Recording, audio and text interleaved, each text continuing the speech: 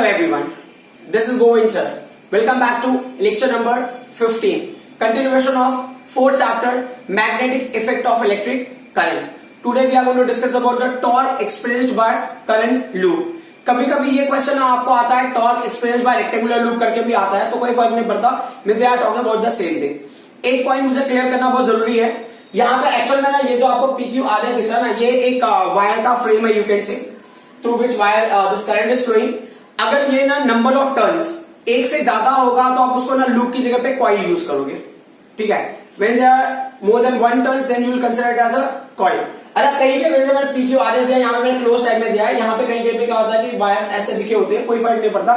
हमने close loop type भी ले लिया तो भी चलेगा, अगर यहाँ पे आप ओपन एंड टाइप भी लोगे तो भी चलेगा, कि यहाँ से करंट एंटर कर रहा है, फिर पूरा ओके, फिर करंट यहाँ से क्या हो रहा है, एग्जिट हो रहा है, उससे कोई फर्क नहीं पड़ता. दोनों के लिए कंडीशन आपको सेम मिलेगा.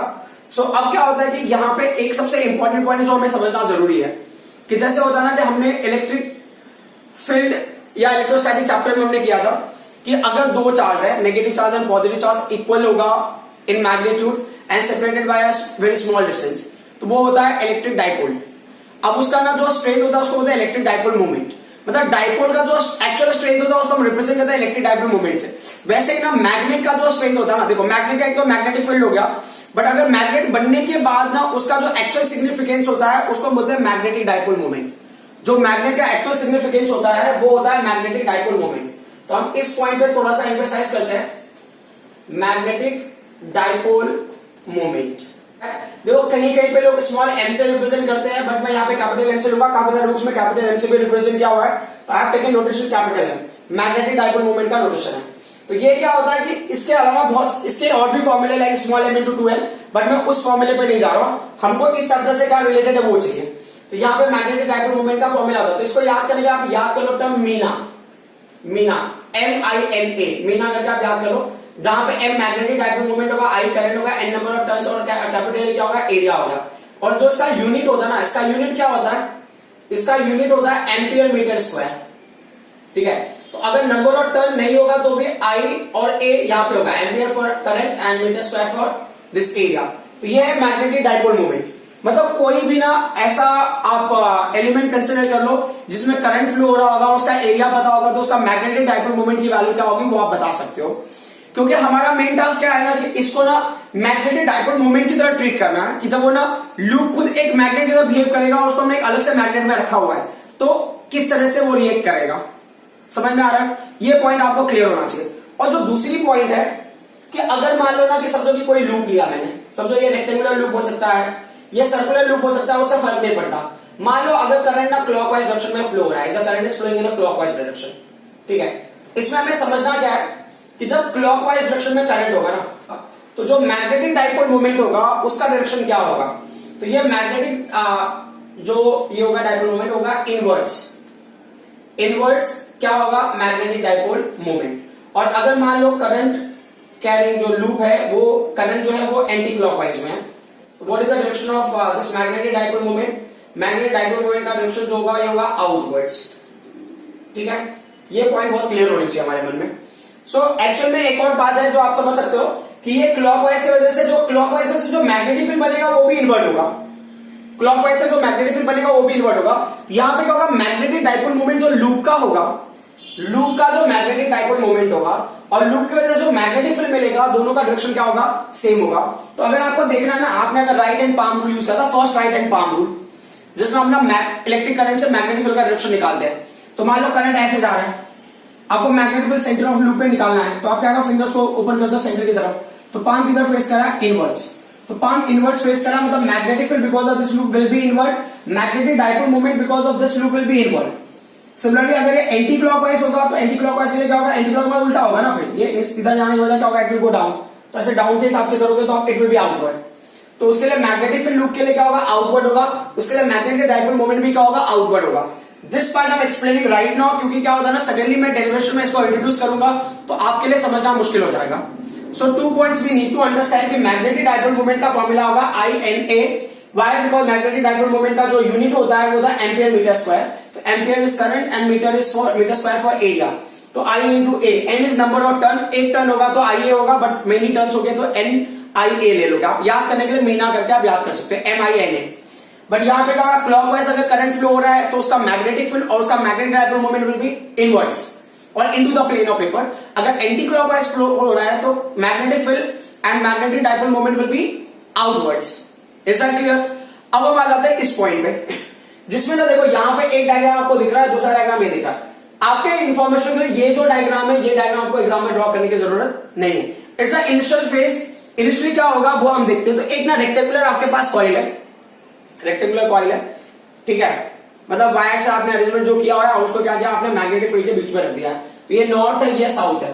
तो उससे एक चीज तो डिसाइड हो गया कि मैग्नेटिक फील्ड का जो डायरेक्शन होगा वो क्या होगा, लेफ्ट टू राइट होगा, ठीक है। अच्छा, इसके साथ में एक और चीज है ना जो मैं बता देना चाहता हूं, ये हमने ना पहले भी डिस्कस किया हुआ है। मान लो ये एक्स एक्सिस है और ये वाई एक्सिस है, ठीक है, और मैंने ये ले लिया है जेड एक्सिस ले लिया। तो ये क्या है, पॉजिटिव जेड एक्सिस है। तो जब आप ना कोऑर्डिनेट सिस्टम के हिसाब से रिप्रेजेंट करते हो चीजों को, लाइक ना ये एक्स एक्सिस हो गया आपका ब्लैक मार्कर और ब्लू मार्कर आपका ये हो गया वाई एक्सिस हो गया, ठीक है। ये जो रेड मार्कर होगा ये क्या होगा, जेड एक्सिस होगा। तो देखो एक्स एक्सिस राइट में चला गया, वाई एक्सिस अप चला गया, जेड एक्सिस क्या होगा, इट्स कमिंग आउट, ये बाहर की तरफ है ना।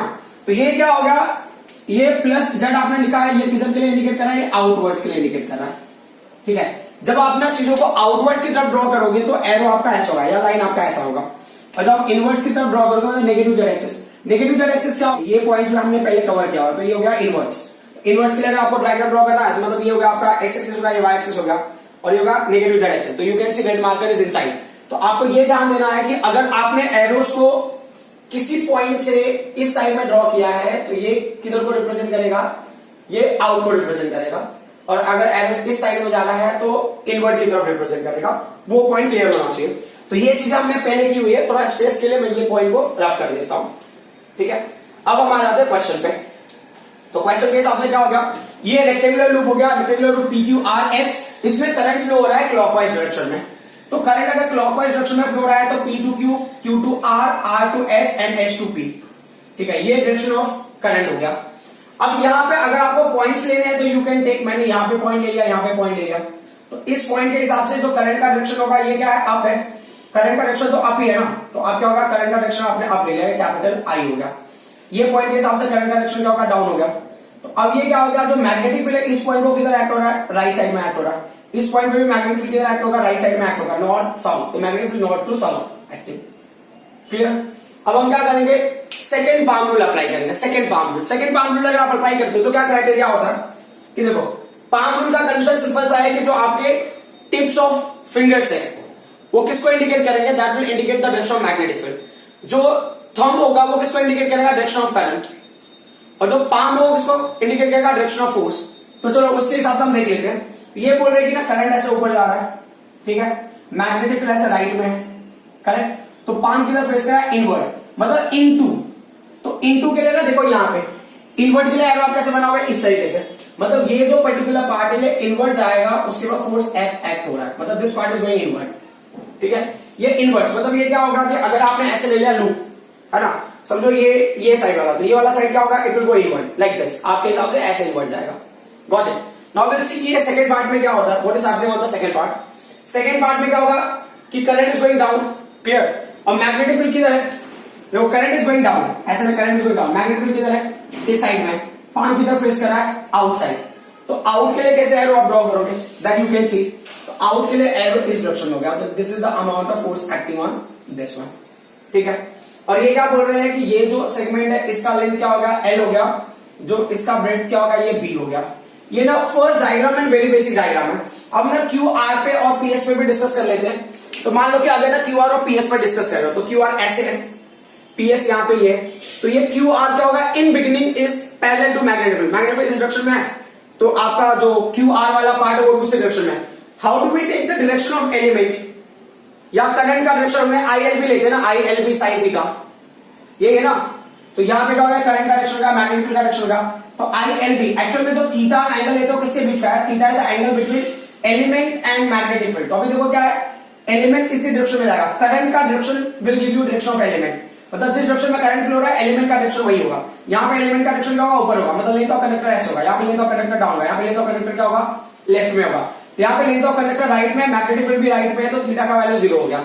व्हेन थीटा का वैल्यू 0, फोर्स का फॉर्मूला ILB sin थीटा वाले से अगर आप करोगे ना, ILB sin थीटा, तो amount of force acting on the QR part will be 0। अब हम क्या करते हैं ना, SP वाले पार्ट पे देख लेते हैं। यहां पे थीटा का वैल्यू क्या होगा, 180 होगा, क्योंकि length of conductor like this and magnetic field is like this. तो ये इस पे भी क्या होगा, इन दोनों पार्ट पे कोई फोर्स एक्ट नहीं हो रहा है, ठीक है। ये तो बिगिनिंग पार्ट था जो हमें समझना था। अब क्या होता है ना, जो एक्चुअल में डायग्राम हमने बुक में ड्रॉ करा है। अच्छा, यहाँ पे एक और चीज अगर आप ले लोगे तो बेहतर है। ये जैसे आपने यहाँ पे लिया ना, ये आपने क्लॉकवाइज इमेजिन कर लिया कि क्लॉकवाइज करंट फ्लो रहा है, ठीक है। तो अभी क्लॉकवाइज के हिसाब से ऐसे जा रहा है करंट। तो अब क्वेश्चन है ना कि इसका एरिया का डायरेक्शन क्या होगा। ये जो प्लेन है ना, इसको अगर आप पेपर के हिसाब से पुट कर दोगे, एरिया वेक्टर क्या होगा। तो एरिया वेक्टर मतलब इस प्लेन पे आपने ऐसे परपेंडिकुलर ड्रॉ कर दो, वो भी एरिया वेक्टर हो सकता है, ये भी एरिया वेक्टर हो सकता है। बट ध्यान देना है कि अगर क्लॉकवाइज करंट फ्लो हो रहा है तो एरिया वेक्टर इनवर्ट्स में ड्रॉ करना है, एंटी क्लॉकवाइज करंट फ्लो हो रहा है तो एरिया वेक्टर आपको आउटवर्ड्स के साइड में ड्रॉ करना है। तो यहां पर हमने करंट लूप क्या लिया है, इनवर्ट्स लिया है, मतलब क्लॉकवाइज लिया है। तो जो एरिया वेक्टर हो क्या होगा, इनवर्ट्स होगा। और एक और पॉइंट आप नोट कर लोगे, आपके लिए बहुत अच्छा होगा कि जो एरिया वेक्टर होगा ना, एरिया वेक्टर का डायरेक्शन मैग्नेटिक फील्ड का डायरेक्शन है ना, एरिया वेक्टर का डायरेक्शन मैग्नेटिक फील्ड का direction for the loop and magnetic dipole moment का direction for the loop will be what, same. तीन क्वांटिटीज के डायरेक्शन सेम होंगे, area vector of the loop, then magnetic dipole moment of the loop and magnetic field of the loop, ये तीनों direction same होंगे। तो देखो अब यहाँ पे डायग्राम बनाना तो मुश्किल होगा, बट समझने के हिसाब से मैं बता देता हूं कि मान लो इसके ऊपर एरिया वेक्टर ड्रॉ किया होता किसी ने, तो एरिया वेक्टर मान लो ऐसे, ये मैं ऐसा ऊपर की तरफ ड्रॉ कर रहा हूं, तो इसको आपने नॉर्मल ले लो। नॉर्मल किसके ऊपर होगा, normal to the this particular part. तो ये एक्चुअल में ना देखो, ये जो मैंने नॉर्मल ड्रॉ किया वो एक्चुअल में कैसा है, देखो ये नहीं, ये यहाँ पे बिहाइंड मैंने ऐसे ड्रॉ किया है, तो ये एक्चुअल में ऐसा होगा, बिहाइंड पार्ट में it will be like this, ठीक है। बट आप डायग्राम में दिखा नहीं सकते हो, तो that's why it's looking like this, but actual में मैंने इस फॉर्म में ड्रॉ किया हुआ है, ठीक है। अब ये क्या बोलते हैं कि जब ना आप ना टॉर्क आपका रोटेट, मतलब ये कॉइल क्या होगा, ये फोर्स एक्सपीरियंस करने लगा, this particular part is going inward और ये पार्ट क्या होगा, आउटवर्ड जा रहा है। अभी क्या होगा कि ये जो आपका नॉर्मल है ना, ये भी टर्न होगा। देखो जैसे अभी आप इमेजिन करो ऐसे, तो जब ये ना पूरा कॉइल टर्न होगा तो नॉर्मल भी उसके हिसाब से शिफ्ट होता रहेगा। तो नॉर्मल ही क्या है, नॉर्मल को हमने क्या लिया, इस लाइन से ही हमारा मैग्नेटिक डाइपोल मोमेंट भी एक्ट होता है, क्लियर। अच्छा, इस केस में ना नॉर्मल यहाँ पे मैग्नेटिक फील्ड किधर एक्ट हो रहा है, magnetic field is acting like this. तो राइट नाउ नॉर्मल और magnetic dipole moment of loop with magnetic field making 90 degree, समझ में आ रहा है। तो ये एक पार्ट हो गया। अब हम आ जाते हैं इस डायग्राम पे। तो इस डायग्राम में क्या कहना चाहता है कि इस डायग्राम में कह रहे हैं कि अगर ये पर्टिकुलर पॉइंट हमने सेलेक्ट किया, ठीक है, तो इस पॉइंट के साथ मैग्नेटिक फील्ड का डायरेक्शन क्या होगा, तो magnetic field is on right hand side only, क्योंकि इसका डायरेक्शन तो चेंज ही नहीं हुआ है। और फिर दूसरा पॉइंट जो हमने समझा वो क्या था कि पहले ना ये जो एरिया वेक्टर था ऐसे, मतलब यहाँ पे देखो ये इस तरीके से आपको दिख रही होगा, यहाँ पे ऐसे था, बराबर। अब जैसे ना ये कॉइल टर्न हो गया तो एरिया वेक्टर ऐसा हो गया, बराबर। पहले कितना था, पहले 90 डिग्री पे रहा होगा, जैसे ना कॉइल टर्न होगा तो ये शिफ्ट होकर ना ऐसे जाएगा। तो वो किधर की तरफ शिफ्ट हो रहा है, अब ध्यान से अगर देखोगे ना, मान लो कि अगर फॉर एग्जांपल के लिए मैं मान लेता हूं अभी के लिए ऐसा कि मैं यहां से ऐसे सॉल्व कर रहा हूं, I am solving from this place. तो ये है आपका नॉर्मल, ठीक है, मैग्नेटिक फील्ड डायरेक्शन है। जब ऐसे ये टर्न होगा तो ये किधर किधर जाएगा, ये जाएगा मैग्नेटिक फील्ड की तरफ। मैग्नेटिक फील्ड क्या है, फिक्स है, मैग्नेटिक फील्ड का direction is fix, but normal का डायरेक्शन और जो मैग्नेटिक डाइपोल मोमेंट का डायरेक्शन है वो क्या होगा, चेंज होता रहेगा। अब यहाँ पे नॉर्मल का डायरेक्शन क्या होगा, नॉर्मल का direction will be like this, correct ना, परपेंडिकुलर हो, ये इस पार्ट को हमेशा परपेंडिकुलर होगा, ये जो सरफेस है ना इसको हमेशा क्या होगा, परपेंडिकुलर, या ये पूरे प्लेन को भी क्या होगा, वो नॉर्मल परपेंडिकुलर, ये प्लेन को वो नॉर्मल परपेंडिकुलर होगा। बट यहाँ पे एंगल क्या मिला हमको, यहाँ पे एंगल मिला थीटा, इज दैट क्लियर। और लेकिन जो फोर्स है ना यहाँ पर, जो सेगमेंट में फोर्स एक्ट हो रहा है उस पर कोई फर्क नहीं पड़ेगा। कैसे नहीं फर्क पड़ेगा, मान लो अगर ये यहाँ पे है, अब ये टिल्ट होकर यहाँ पे आ गया तो भी क्या होगा, लेंथ ऑफ कंडक्टर ऐसे ही है, बराबर ना, लेंथ ऑफ कंडक्टर तो ऐसे ही है, मतलब कि अगर क्लॉकवाइज आ रहा है तो ऐसे आप, ये पार्ट में लेंथ ऑफ कंडक्टर ऐसे हो गया, तो वहां पे मैंने लिख लिया है लेंथ ऑफ कंडक्टर, ठीक है। और मैग्नेटिक फील्ड कैसा है, मैग्नेटिक फील्ड का डायरेक्शन ये है, तो इनके बीच में एंगल क्या रहेगा, हमेशा 90 डिग्री रहेगा। और अगर आप ना वो पाम रूल वगैरह यूज भी करते हो तो मतलब करंट किधर जा रहा है, current is going up, magnetic field उधर है तो ये किधर इनवर्ट, तो ये ऐसा। कब तक ये होगा, हाफ रोटेशन तक, हाफ रोटेशन के बाद ना उसका डायरेक्शन चेंज हो जाएगा, है ना, but up to half rotation क्या होगा, ये इनवर्ट की तरफ ही जाता रहेगा। तो ये क्या बोल रहे हैं, उस पर्टिकुलर पार्ट के लिए फिर आपने यहां पे ऐसे ड्रॉ कर दो, इस पॉइंट पे अगर current is going up this segment में, current is going down this segment में, ऐसा हमने ले लिया, ठीक है। तो ये क्या होगा, this is the direction of magnetic field दोनों पॉइंट के लिए, correct, and this is the direction of current दोनों पॉइंट के लिए। और यहाँ पे जो फोर्स का वैल्यू हो गया एफ हो गया, यहाँ पे फोर्स का जो डायरेक्शन होगा ये ऐसे ले लिया हमने, ठीक है। Any doubt up till now? अभी क्या कह रहे हैं कि ये जो लेंथ की वैल्यू है, दिस लेंथ की value is what, L, clear. और जो इसका ब्रेड्थ का वैल्यू है ये क्या होगा, ये बी हो गया। अब हम आ जाते हैं मेन पॉइंट पे। मेन पॉइंट क्या है कि अब ये जो आपका कॉइल है ना, ये क्या कर रहा है, टॉर्क एक्सपीरियंस कर रहा है। कैसे पता चला टॉर्क एक्सपीरियंस कर रहा है? क्यों? क्योंकि ना ये रोटेट हो रहा है। जब ना यहां पे जो इनवर्ट फोर्स की वैल्यू है, आउटवर्ड फोर्स की वैल्यू दोनों इक्वल होगी। एक चीज आप याद रख लेना, जो नेट फोर्स होगा ना वो वैल्यू जीरो होगा। Net force acting on this will be zero, क्योंकि ये फोर्स इनवर्ट लग रहा है, उतना अमाउंट ऑफ फोर्स यहाँ पे आउटवर्ड लगेगा। क्यों इक्वल अमाउंट ऑफ फोर्स लगेगा? क्योंकि मैग्नेटिक फील्ड दोनों जगह पे कांस्टेंट है, दोनों में सेम करंट फ्लो हो रहा है, ठीक है, और दोनों का लेंथ सेम है, बराबर ना। इसका भी लेंथ और इसका भी लेंथ सेम होगा, तो आई एल बी और थीटा का वैल्यू भी दोनों के लिए क्या होगा, सेम होगा। तो जो अमाउंट ऑफ फोर्स एक्ट होगा इस फ्रेम पे और जो इस फ्रेम पे, दोनों फोर्स क्या होंगे, सेम होंगे। तो अब एक इनवर्ट जा रहा है, एक आउटवर्ड जा रहा है, तो नेट फोर्स की वैल्यू क्या होगी, जीरो होगी। लेकिन क्या होता है, दोनों इक्वल है और ना ऑपोजिट है। अदर मतलब ये एड्स पे लग रहा है इस रेक्टेंगुलर कॉइल के, तो इसके लिए क्या होगा, ये रेक्टेंगुलर कॉइल रोटेट होगा। तो ये हो गया टॉर्क। तो दिस इज व्हाट, टॉर्क। आप मेंशन करोगे टॉर्क का क्या फॉर्मूला हमने लिया हुआ है। सो ये टॉर्क क्या होगा, magnitude of force on either this side, magnitude of force on either side और ऑन आइदर लेंथ इनटू क्या हो गया, परपेंडिकुलर डिस्टेंस। तो जो मैग्नेटिक फोर्स है उसको हमने ना कैपिटल एफ ले लिया है। परपेंडिकुलर डिस्टेंस को आप ना जो भी वैल्यू होगा, परपेंडिकुलर डिस्टेंस क्या होगा हम देख लेंगे। या चलो ठीक है, परपेंडिकुलर डिस्टेंस अगर मुझे लेना है तो मैंने यहां पे एक पॉइंट ले लिया है एस टी। अब ये एस टी पॉइंट क्या है आपको थोड़ी देर में ही समझ में आ जाएगा। तो परपेंडिकुलर फोर्स वाले पे अगर मैं लेता हूं तो capital F is equal to क्या होगा, इस लेंथ पे एक्ट हो रहा है, तो करंट की वैल्यू क्या होगी, कैपिटल आई होगी, लेंथ का वैल्यू एल होगा, मैग्नेटिक फील्ड की वैल्यू क्या होगा, बी होगी, फिर क्या होगा, साइन थीटा होगा। अगर आपको पता होगा थीटा का वैल्यू इस केस में क्या होगा, लेंथ ऐसे है ना, करंट ऐसे अप से डाउन जा रहा है, मतलब डाउन से अप जा रहा है, तो ये लेंथ का डायरेक्शन हो गया, magnetic field is in this direction, तो थीटा का वैल्यू क्या होगा, 90। तो व्हेन थीटा का वैल्यू इज 90, तो साइन 90 का वैल्यू क्या होगा, मतलब साइन थीटा का वैल्यू हो गया 1। तो what is the amount of force acting on this length, ये हो गया आई एल बी। ये हो गया आपका इक्वेशन नंबर 2, इसको आप ले लो इक्वेशन नंबर 1, क्लियर। अब हमारा टास्क है परपेंडिकुलर डिस्टेंस के लिए। परपेंडिकुलर डिस्टेंस वाला पार्ट है ना, कभी कभी लोगों को समझने में बहुत डिफिकल्टी होती है। क्या होता है परपेंडिकुलर वाला पार्ट, वो समझ लो। परपेंडिकुलर वाले पार्ट के लिए मैं एक छोटा सा एग्जांपल लेना चाहता हूं कि मान लो ये स्केल मैंने लिया, ठीक है, ये स्केल लिया मैंने, ठीक है, ये हो गया, ये मैं फ्रेम को स्टडी कर रहा हूं एक्स एक्सिस पे। अब मैं ना स्केल को रोटेट कर रहा हूं, ठीक है, उस पॉइंट से। तो अब मेरा ना वही टास्क है कि मुझे ना स्केल के एंड्स के बीच का डिस्टेंस लेना है। बट कहां पे लेना है स्केल के एंड के बीच का डिस्टेंस, ये पॉइंट हो गया यहां पे। फिर मैंने वही स्केल के बीच का डिस्टेंस मुझे यहां पे ऐसे स्केल के बीच का डिस्टेंस लेना, तो मैंने क्या किया, यहां से परपेंडिकुलर ड्रॉ करूंगा। तो अब स्केल के एंड के बीच का डिस्टेंस एक्स एक्सिस पे क्या होगा, इतना होगा। अब यहां से यहां ड्रॉ किया तो स्केल के एंड के बीच का डिस्टेंस ये होगा ना, करेक्ट। एक्स एक्सिस के हिसाब से देखो ना, ये एंड यहां पे है, दूसरा एंड एक्स एक्सिस पे यहां पे होगा, ठीक है। ऐसे करते करते जब मैं इस फ्रेम में आ गया तो उसका फर्स्ट एंड इस पॉइंट पे है, सेकंड एंड भी उसी पॉइंट होगा एक्स एक्सिस पे, तो यहां पे क्या होगा, सेपरेशन 0 हो जाएगा।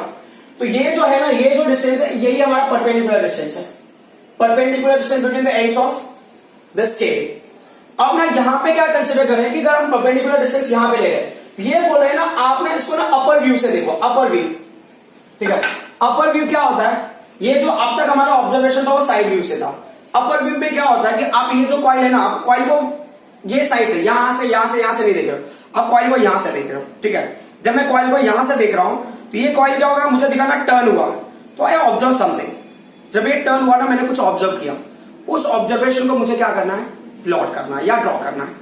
तो ये क्या कह रहे हैं कि चलो ठीक है, अभी मैं आपके हिसाब से बता रहा हूं, समझो। देखो ये ना, ये पार्ट इनवर्ट जा रहा है, this part is going invert, this part is going invert, clear.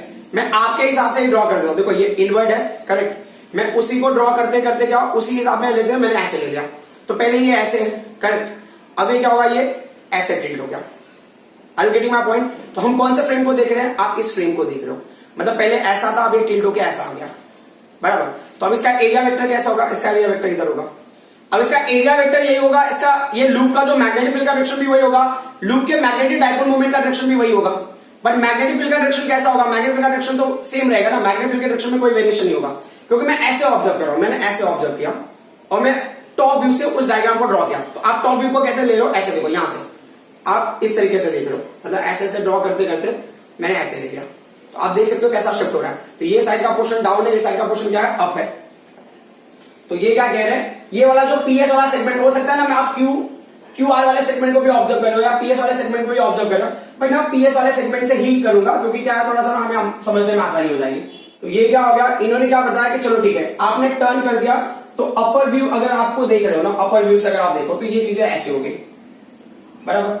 अब क्या होता है ना कि ये जो पार्ट है ना, it is trying to go inward force F की वजह से, यही ना, क्या है बुक में जो है ये साइड है, मैं अपर व्यू वाला ड्रॉ कर रहा हूं, तो ये इनवर्ड जाना चाहता है, आउटवर्ड जाना चाहता, ठीक है, तो ये इनवर्ड एंड आउटवर्ड के लिए आपने ड्रॉ कर दिया, ठीक है। सो अब क्या होता है, यहां पे जो करंट है ना, इस जगह पे जो करंट है, यहां पे जो आई है दैट विल गो अप, यहां पे current will try to go up, यहां पे करंट जो होगा ना, यहां पे करंट क्या होगा, डाउनवर्ड डायरेक्शन में जाएगा इस सेगमेंट पे, मतलब इस जगह पे आप ऑब्जर्व कर रहे हैं, ठीक है। तो जो शिफ्ट आपको यहां पे मिलेगा ना, वही शिफ्ट आपको यहां पे मिलेगा, तो मैं पैरेलल सेगमेंट के हिसाब से उसको एडजस्ट करने की कोशिश करूंगा, ठीक है। अब ये क्या कह रहे हैं कि इसको अगर हम आगे एक्सटेंड करते हो, तो ये जैसे मैंने बताया इसके ऊपर परपेंडिकुलर ड्रॉ करोगे ना, तो ये जो है नॉर्मल, इसका जो प्लेन के ऊपर परपेंडिकुलर आपने ड्रॉ किया, तो ये क्या देगा आपको, नॉर्मल का डायरेक्शन देगा या आपको मैग्नेटिक डाइपोल मूवमेंट का डायरेक्शन देगा। कैपिटल एम होगा और कैपिटल एन होगा, capital N is the normal, ठीक है, यहां पे कैपिटल एन होगा और ये कैपिटल एम होगा, कोई भी कंडीशन ले सकते हो, ठीक है। What is the direction of magnetic field, तो मैग्नेटिक फील्ड का डायरेक्शन ये होगा, this is the direction of magnetic field, clear. तो एज आई सेड ना कि जब ये रोटेट होगा तो पहले 90 डिग्री था, अब वो डिग्रीज होकर क्या हो गया, थीटा हो गया, क्लियर। अब हमें ना परपेंडिकुलर डिस्टेंस पे फोकस करना है, तो ये क्या कह रहे हैं कि अगर आप इमेजिन करो, if you imagine it very carefully, तो यू विल रियलाइज कि जितना शिफ्ट है ये अपर पार्ट, समझो कि ये अगर मैंने अपर पार्ट को देखा, यहाँ पे अपर पार्ट में जितना शिफ्ट होगा, ये लोअर पार्ट में भी उतना ही शिफ्ट होगा, तो मैं क्या करता हूँ ना, लोअर सेगमेंट वाले को ही लेके मैं इमेजिन कर लेता हूँ, मतलब कि जैसे ना ये क्यू आर ऐसा शिफ्ट हुआ है, वैसे ना पीएस भी शिफ्ट हो गया, तो मैंने ये पॉइंट को पी ले लिया और इस पॉइंट को क्या ले लिया, एस ले लिया। अभी बोल रहे यहां से आप एक लाइन ड्रॉ करो यहां से, तो ये परपेंडिकुलर लाइन ड्रॉ किया आपने, ये जहां इंटरसेक्ट किया, उस पॉइंट को मैंने ले लिया कैपिटल टी ले लिया, ठीक है। अब हमें ना एक और चीज इमेजिन करना है, थीटा। यहां पे थोड़ा सा कंफ्यूजन हो जाता है लोगों को। कंफ्यूजन क्या होता है कि देखो, अब अगर मैं ना पहले वाली बुक का कंडीशन लेता हूं, मतलब पहले ना कॉइल मेरा ऐसा था, पहले कॉइल मेरा ऐसा था, ठीक है, ये ऐसा नहीं, ठीक है, और उसके ये लेंथ के अलॉन्ग ही क्या था, हमारा मैग्नेटिक फील्ड था, करेक्ट। और यहां पे समझो अगर नॉर्मल आपने ड्रॉ किया होगा ना, नॉर्मल जैसे नॉर्मल मैंने ऐसे ड्रॉ किया, बराबर, तो नॉर्मल इस डायरेक्शन में आया, तो उस नॉर्मल को अगर आप किस एंड पे शिफ्ट करते तो नॉर्मल कुछ इस तरह से आता, बराबर, ये नॉर्मल आता, ऐसा क्लियर। अब ये क्या कह रहे हैं कि ना, अब ये जो है ना इंक्लाइन, ये जो प्लेन है ना ऐसा इंक्लाइन हो गया, तो इंक्लाइन होने से क्या हो गया है कि ये नॉर्मल आपका इधर चला गया, मतलब ये नॉर्मल यहां पे चला गया। तो पहले ये नॉर्मल क्या बनाता था, पहले ये नॉर्मल क्या बनाता था, इन बिगिनिंग यू इमेजिन, जब ये बुक ऐसे थी तब नॉर्मल आपका यहां पे था, ये ओरिजिनल नॉर्मल है, पहले नॉर्मल यहां होता था, जब आपने बुक को टर्न कर दिया है तो नॉर्मल शिफ्ट होकर यहां पे चला गया, तो कितने एंगल से चेंज हो गया, ये अभी थीटा हो गया। तो पहले नॉर्मल मैग्नेटिक फील्ड के साथ में कितना एंगल बनाता था, 90 डिग्री बनाता था, समझ आ रहा। और पहले जो है ना, ये जो लेंथ है बी, ये जो बी है ना, नॉर्मल के साथ में कितना, ये यहां पे अगर नॉर्मल को मैं इमेजिन करता हूं, तो नॉर्मल के साथ में पहले कितना एंगल बना था, 90 बनाता था, पहले नॉर्मल बी के साथ में भी 90 बनाता था, और पहले नॉर्मल ना साइड ऑफ, ये जो साइड वाला पार्ट है, ये साइड वाले पार्ट के हिसाब से देखो, उसके साथ में भी क्या बनाता था, ये मतलब साइड वाला पार्ट या ये लेंथ के साथ में भी क्या था, 90 बनाता था। यहां पे देखो, ये जो नॉर्मल है ना, मैग्नेटिक फील्ड यहां पे, तो मैग्नेटिक फील्ड के साथ में भी 90 बनाएगा, और ये जो पार्ट है ना, ये लेंथ है, इसके साथ में भी क्या बनाएगा, 90 बनाएगा। अगर पूरा मैं एक्सटेंड भी कर दूं तो, अगर यहां पे एक्सटेंड भी कर दोगे तो 90 बनाएगा। अभी क्या बोल रहे हैं, जैसे आपने टर्न किया तो नॉर्मल शिफ्ट हो गया, अब वो मैग्नेटिक फील्ड के साथ में कितना एंगल बना, थीटा, क्योंकि वो 90 से डिक्रीज हो गया, अंडरस्टूड। तो क्या बोल रहे हैं, जब आप इसको टर्न करते हो ना, यहां से जब इसको टर्न करते हो, तो ये नॉर्मल के साथ में ना पहले 90 डिग्री है, बराबर, जब आप टर्न करने लगते हो ना, तो ये देखो, ये मेरे मार्कर का एंगल इसके साथ में देखो, जैसे इसको मैं टर्न कर रहा हूं, अब देखो मार्कर का एंगल इस लाइन के साथ में क्या हो रहा है, डिक्रीज हो रहा है। तो अब जो नया एंगल अचीव होगा कितना होगा, that angle will be equal to this, जितना ये शिफ्ट होगा ना, उतना ही शिफ्ट इसका भी होगा, मतलब पहले क्या होगा, 90 डिग्री पे ऐसा था, मतलब इस तरह से 90 डिग्री, तो जैसे जैसे ये टर्न होगा उसके हिसाब से, तो वो टर्न इस एंगल के ऊपर डिपेंड करता है, तो these two angle will be what, same, ठीक है। अब यहां पे ना देखो, मैंने ना काफी सारा टाइम वेस्ट हो गया हमारा, वो हिसाब से देखा जाए, बट मेरा मेन टास्क है ना to make you understand the concept, क्योंकि आपको समझ में आना चाहिए कि हम ना चीजों को क्यों और किस तरह से ले रहे हैं, समझ में। अब क्या होता है कि ना यहां पे आपने काफी सारे बुक्स में देखोगे तो प्रॉब्लम क्या होगा वहां पे, कि आपको ये डायग्राम ड्रॉ किया रहेगा, बट ना for you it will be very difficult to imagine कि ये पार्ट कौन सा है। तो अब यहां पे जो ना P टू S का डिस्टेंस क्या है, P टू S का distance is B, so P to S का जो डिस्टेंस है प्रैक्टिकली अगर आप देखो तो वो डिस्टेंस B हो गया, ठीक है। अच्छा, हो सकता है शायद मार्कर दिख नहीं रहा होगा, तो मैं इसको लिख देता हूं ब्लू मार्कर से, तो P टू S का डिस्टेंस इज व्हाट, B। अब आपको परपेंडिकुलर डिस्टेंस लेना है, तो परपेंडिकुलर डिस्टेंस क्या हो गया कि ये लेंथ के बीच का जो है ना, देखो अब मैं इसको यहां से ऑब्जर्व कर रहा हूं, मैं यहां से ऑब्जर्व कर रहा हूं कि पहले PS मुझे ऐसा दिख रहा था, जैसे स्केल ऐसा दिख रहा था, अब ये इनवर्ट चला गया है, तो मुझे इसी लाइन पे ये PS अभी कैसा दिखेगा, तो पहले PS ऐसा दिख रहा था, टर्न होने के बाद अब जो मुझे दिखेगा वो TS वाली लाइन दिखेगी, तो ये TS वाली लाइन ही क्या है, परपेंडिकुलर डिस्टेंस है, ठीक है। तो अब क्या करेंगे हम लोग, उस पॉइंट को मेंशन कर देंगे।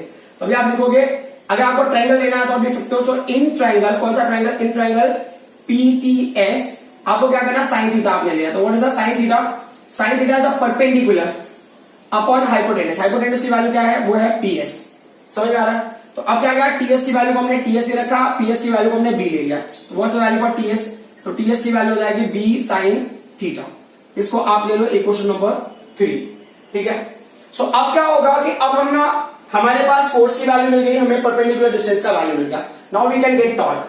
बस आपको ये पर्टिकुलर पॉइंट याद रखना है कि मैग्नेटिक डाइपोल मोमेंट का फॉर्मूला क्या होता है, INA होता है, ये पॉइंट आपको क्लियर होना चाहिए, ठीक है। तो टॉर्क का फॉर्मूला क्या हो गया, therefore torque is equal to force का फॉर्मूला क्या लिया हमने, ILB ले लिया, फिर परपेंडिकुलर डिस्टेंस क्या होगा, B साइन थीटा ले लिया हमने, ठीक है। अब देखो ना, ये लेंथ इनटू ब्रेड्थ है, कितना ब्रेड्थ है, रेक्टेंगुलर कॉइल है, तो रेक्टेंगुलर कॉइल का एरिया क्या होगा, लेंथ इनटू ब्रेड्थ होगा, तो देयरफॉर टॉर्क का वैल्यू क्या मिल जाएगा आपको, I into A into B sine theta, clear. अब क्या होगा, इसको अगर लेना है तो आप इसको ले लो, क्वेश्चन नंबर 4 ले लो, ठीक है।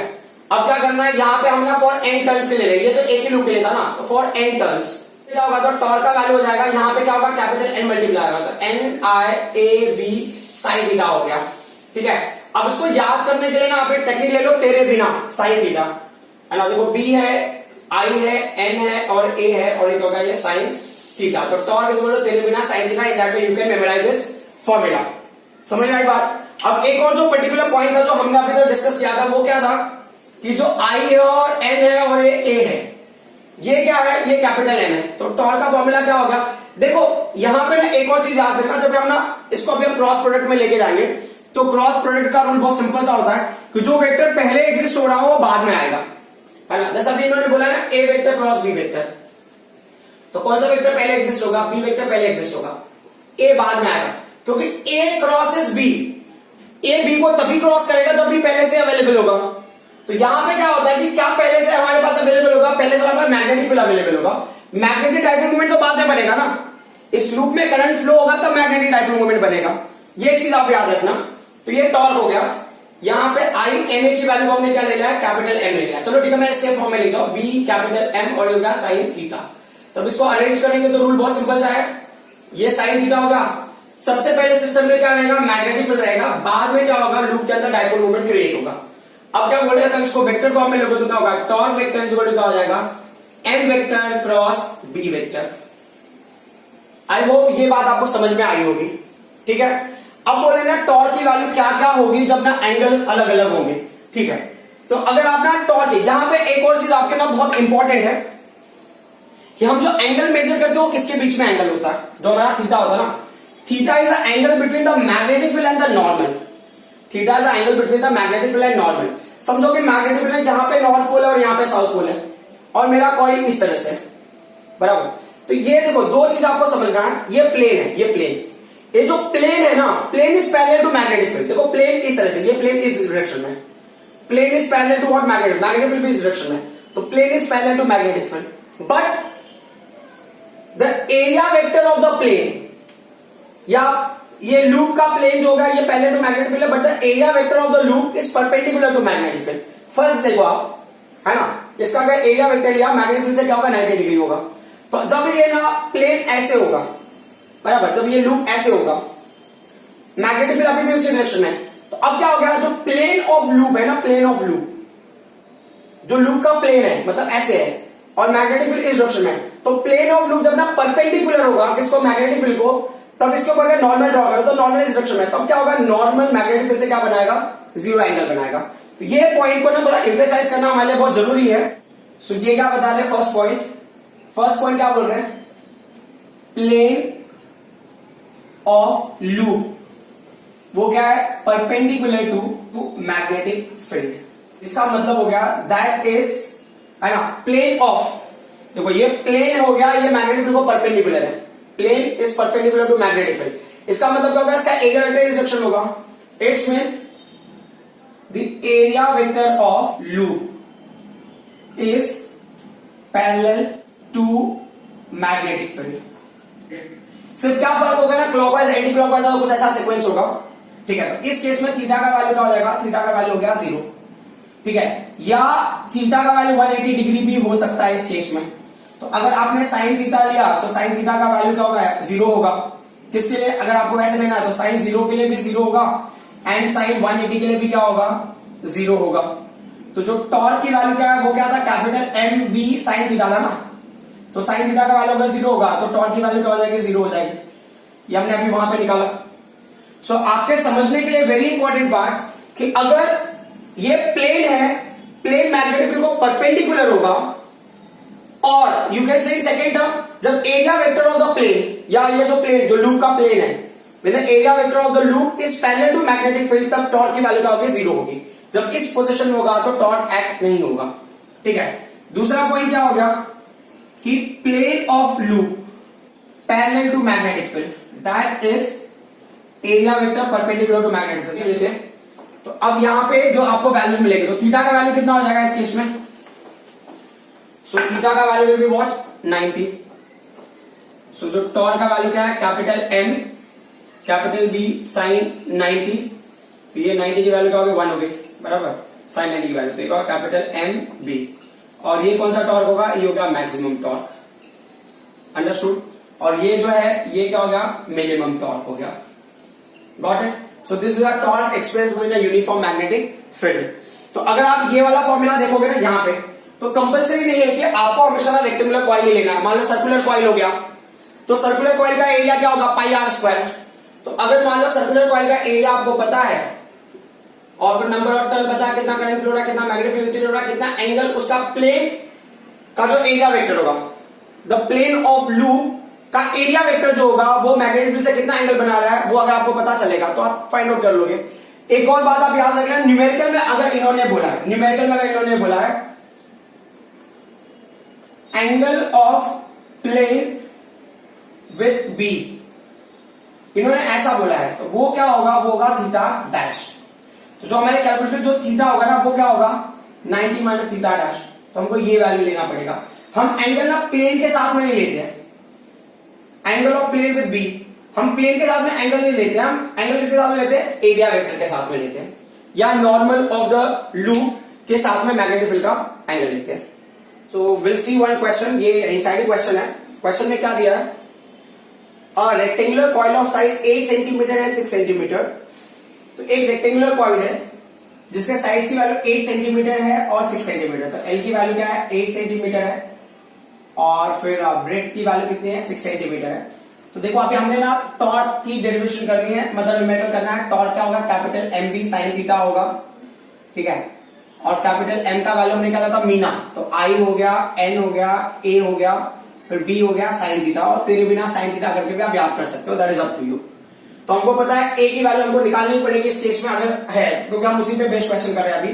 तो ए इज क्या होगा, लेंथ इनटू ब्रेड्थ, तो वैल्यू क्या होगा 8 इंटू, ये सेंटीमीटर तो मीटर में करोगे 10⁻⁻², ये मीटर का, तो 8 इंटू 10⁻²मीटर। और बी की वैल्यू क्या हो गया, वो हो गया 6 इंटू 10⁻² मीटर, तो क्या होगा 8 6 48 इंटू क्या होगा 10⁻⁴ मीटर स्क्वायर हो गया। तो हमको एरिया की वैल्यू मिलेगी।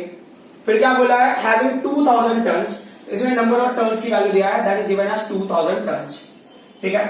फिर आगे क्या दिया है, and carrying a current of 200 milliampere, ये करंट कैरी कर रहा है 200 मिली एम्पियर का। तो 200 मिली एम्पियर मतलब क्या हो गया, ये 200 को हमने 200 रहने दिया, मिली एम्पियर, तो मिली को एम्पियर में कन्वर्ट करोगे तो 10⁻³ ये एम्पियर हो गया। फिर आगे क्या दिया इन्होंने, इस place in a uniform magnetic field of 0.2 Tesla, इसको मैग्नेटिक फील्ड के अंदर रख दिया, मैग्नेटिक फील्ड की वैल्यू क्या है 0.2 tesla. Then they are saying directed along positive X axis, ये मैग्नेटिक फील्ड ना एक्स एक्सिस पे एक्ट हो रहा है, मतलब ये देखो मैग्नेटिक फील्ड इस एक्स एक्सिस पे एक्ट हो रहा होगा, ठीक है। और जो कॉइल होगा ना, कॉइल कुछ इस पैटर्न में होगा, ठीक है। जैसा हमने अभी डिस्कस किया था, कुछ वैसा ही कंडीशन होगा कि मान लो कॉइल इस पैटर्न में है और मैग्नेटिक फील्ड इस डायरेक्शन में जा रहा है, ये कॉइल हो गया और magnetic field is going in that direction, ठीक है। तो हम ये बुक को यूज कर लेंगे अगर क्वेश्चन में कहीं डिफिकल्टी होगी तो। What is the maximum torque the coil can experience? Maximum torque क्या होगा जो कॉइल एक्सपीरियंस करेगा? In which orientation does it experience the maximum torque? What is the maximum torque the coil can experience? In which orientation does it experience the maximum torque? तो सबसे important है कि maximum torque के लिए क्या होना चाहिए?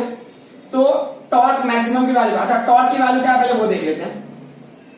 टॉर्क की वैल्यू हमारे पास है आई है, एन है, ए बी साइन थीटा है, करेक्ट। तो अभी tau to be tau max, tau की वैल्यू को मैक्सिमम, क्योंकि इन्होंने बोला ना what is the maximum torque, इन्होंने डायरेक्टली क्वेश्चन में पूछा कि मैक्सिमम टॉर्क की वैल्यू क्या होगी, है ना। तो अभी हमें कैलकुलेट करना पड़ेगा। तो मैक्सिमम टॉर्क की वैल्यू अगर हमें कैलकुलेट करनी है तो हम यहां पे बताएंगे कि ये टॉर्क मैक्सिमम कब होगा, जब आप इसको ना यहां पे साइन थीटा की वैल्यू को आप 1 लोगे, ठीक है। सो एक मिनट क्वेश्चन में फिर से, हाँ ठीक है। सो अभी क्या बोल रहे हैं कि आप आगे अगर प्रोसीड करते हो तो क्राइटेरिया क्या होगा, ये टॉर्क हो गया तो हमने टॉर्क मैक्सिमम ले लिया। टॉर्क मैक्सिमम में ये टॉर्क मैक्स तब होगा तो साइन थीटा की वैल्यू 1 होगी। ये टॉर्क मैक्स हो गया तो आई होगा, एन होगा, ए होगा और क्या होगा, बी हो गया। तो आई का वैल्यू कितना है, what is the amount of current flowing through this? तो अमाउंट ऑफ करंट की वैल्यू है 2 इंटू 10⁻³ हो गया। नंबर ऑफ टर्न कितना हो गया, 2000 हो गया। एरिया की वैल्यू कितनी हो गई, एरिया का वैल्यू होगा 48 इंटू 10⁻⁴ हो गया। Then what is the amount of magnetic field, that is 0.2। Clear? So अभी देख लेते हैं कि क्या होती है इन सभी केसेस में।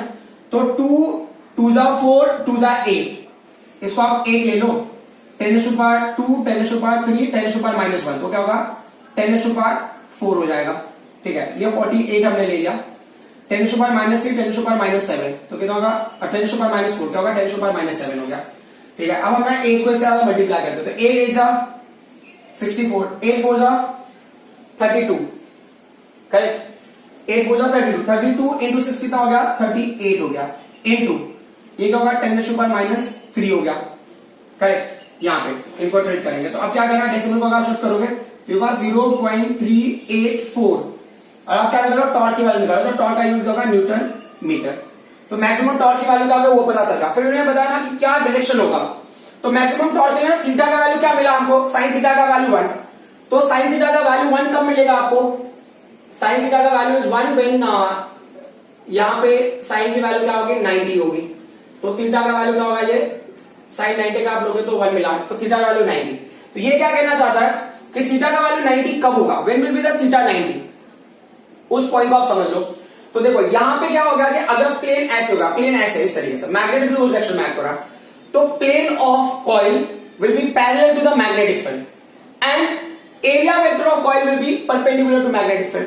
तो यहां पे क्या होगा कि for maximum torque plane of coil should be parallel to magnetic field and area vector of coil क्या होना चाहिए, should be perpendicular to magnetic field, ठीक है। तब आपको क्या मिलेगा, टॉर्क की वैल्यू यहां पे क्या मिलेगी, मैक्सिमम मिलेगी। And what is the next question, so next question में पूछ रहे हैं for which orientation the coil in the torque 0, when is this equilibrium stable and when is it unstable, ठीक है।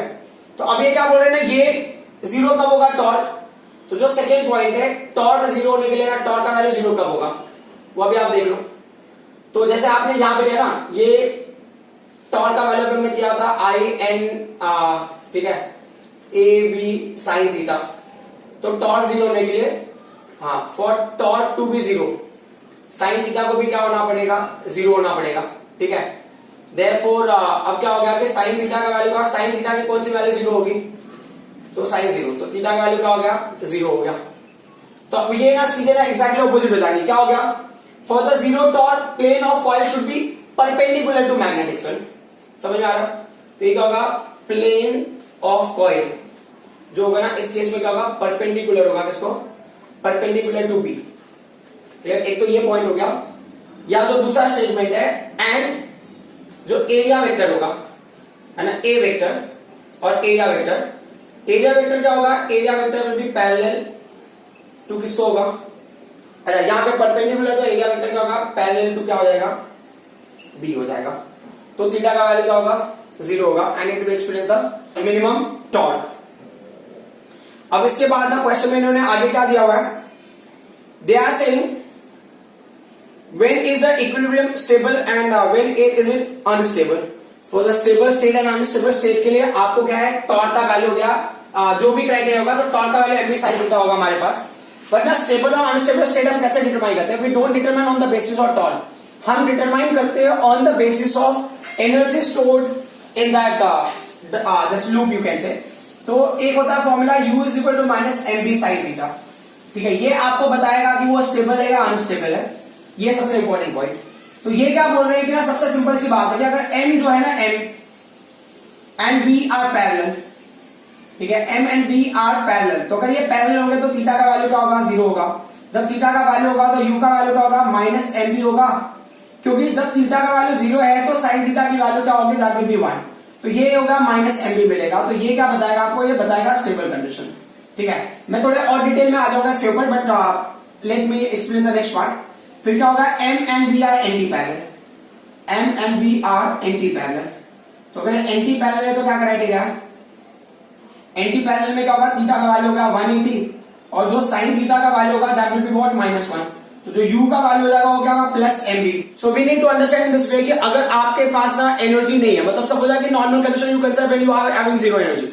जीरो एनर्जी से बिलो एनर्जी मतलब ना you are not well, आप बीमार हो, एनर्जी नेगेटिव है, तो क्या होगा? आप एक्टिव मोड में नहीं रहोगे, तो क्या होगा? आप स्टेबल रहोगे.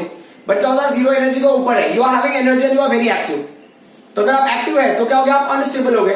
तो negative energy is the significance of stable condition and positive energy is the significance of unstable condition. तो अब प्रॉब्लम यहां पे क्या हो गया कि अगर आपने बहुत डीपली एनालाइज करने की कोशिश करो, थीटा का वैल्यू 0 कब होगा? When will be theta 0? तो समझो प्लेन ऐसे होगा ना, ये प्लेन क्या? Plane parallel to magnetic field. ठीक है, तो अब क्या होगा कि एरिया वेक्टर ऐसे हो गया, मैग्नेटिक फील्ड ऐसे होगा. तो एरिया वेक्टर, या इसको आप मैग्नेटिक डायपोल मोमेंट भी बोल सकते हो. तो magnetic dipole moment, magnetic field making 90 degree, इस टाइम पे टॉर्क मैक्सिमम होगा. अब ये रोटेट होकर ऐसे आ गया, तो ऐसे केस में क्या होगा कि एरिया वेक्टर भी इस डायरेक्शन में है, मैग्नेटिक डायपोल मोमेंट भी इस डायरेक्शन में लूप का, और जो एक्सटर्नल मैग्नेटिक फील्ड लगा है वो भी उसी डायरेक्शन में. तो capital M vector parallel to B vector हो गया. उस टाइम पे जो प्लेन ऑफ कॉइल होगा ना, वो क्या होगा? परपेंडिकुलर टू मैग्नेटिक फील्ड होगा.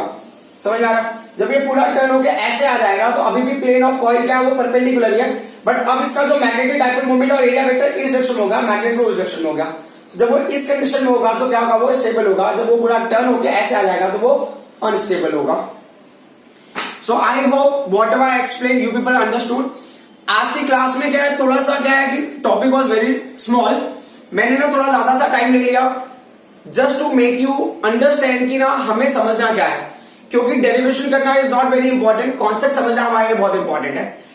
ऐसे बहुत सारे न्यूमेरिकल्स होते हैं जब हम कॉन्सेप्ट नहीं समझे होते तो न्यूमेरिकल सॉल्व करने में हमको बहुत डिफिकल्टी होती है, तो that should not happen. I hope whatever I explain you people understood. Thank you very much.